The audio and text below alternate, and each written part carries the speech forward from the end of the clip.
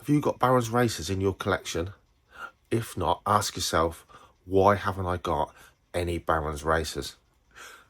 These snakes are fantastic. They really, really are. So the Baron's racers here, the male's a lot younger, and autumn just gone, it's spring now in the UK. I felt the boy, the male, was definitely old enough to breed. He's a lot younger than the female. I've done nothing to really try and breed them. I've made no great effort because the snake market in the UK is so slow.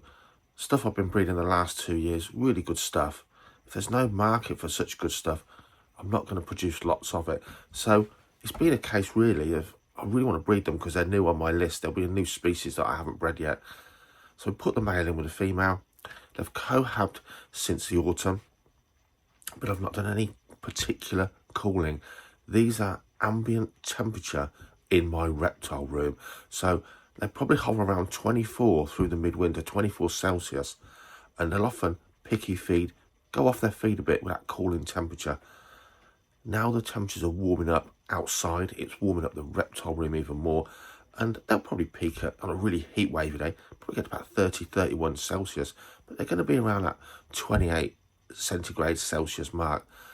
And of course, now it's warmed up in here, past the 22, 24, 25. It's raised the temperature. We've had a really good heat wave this spring. They're eating like pigs, and the male's now gone off his food because he's actually gone into full breeding mode. The female, she's still eating like a pig, so we've been doing lots of regular feeds. So rather than using a cold dormancy period to trigger breeding, we're just upping the feed, regular smaller feeds for the female to kind of see if it gets her in the mood. And I can tell you now, the last week, he hasn't left her alone. I haven't been able to see if they're absolutely copulating, but he's going through all the motions, his tail's wrapped around hers, and he's following her everywhere. So let's have a look at them. So I've opened their enclosure this morning. They're usually up high in one of the corners or round and about, but sort of they've been holed up together. And I've just actually been searching to see if any of the vents have come off. Because honestly, I thought I'm going to do this video. The blooming things have escaped. But weirdly, they're right down here. Behind their little damp hide egg lay box there. They're right down here. Which is a weird place for them to actually be. I don't want to poke and prod them. But they're certainly really, really, really keen to get together. So, fingers crossed, they are actually breeding. He's been all over her. So I'm really hoping that we do get some eggs this year from Baron's racers. But let me tell you, these are a species, if you like colubrid snakes, they should be in your collection. I've got a brown male and a green female. I prefer the green, but yes, if I had the finances that I could kind of justify, I'd love a setup planted out with a pair of really blue Baron's racers. They are expensive, they are unusual, but they look stunning. But green's my sort of thing. I really love the green ones. But that's up to you. Some people really like the brown variety. But honestly, these are the most endearing snakes. They are the most inquisitive snakes. The snakes that will just, as you open the enclosure, they'll come out and they'll run up your arm if you like.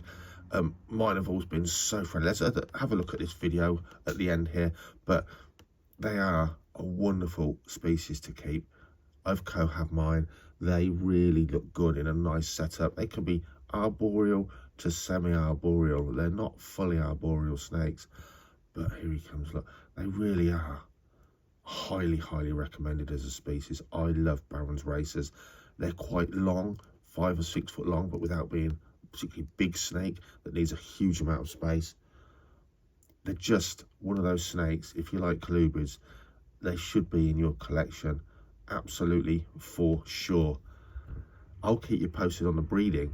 Have a quick look at the enclosure here. It's noisy out there. They used to be in a fully tall arboreal, but the last couple of years they've been in this 4 foot by 18-inch tall, mediumly lit enclosure. Plastic plants, they do tend to wreck stuff. They do get around a bit, and potos would be okay. And this is semi-bioactive, So there's Morio worms and beetles in here, and there's I can't remember the name, Gestroy, I think, a little woodlouse that kind of does well when it's not too wet. And they do help keep it quite tidy. And I do, of course, poo pick as well. You know, the stuff you see. But for sure, if you haven't got Baron's racers, ask yourself why you haven't. They're such an adaptable species. Let's pop them back a little egg box back a bit, give them their privacy back there.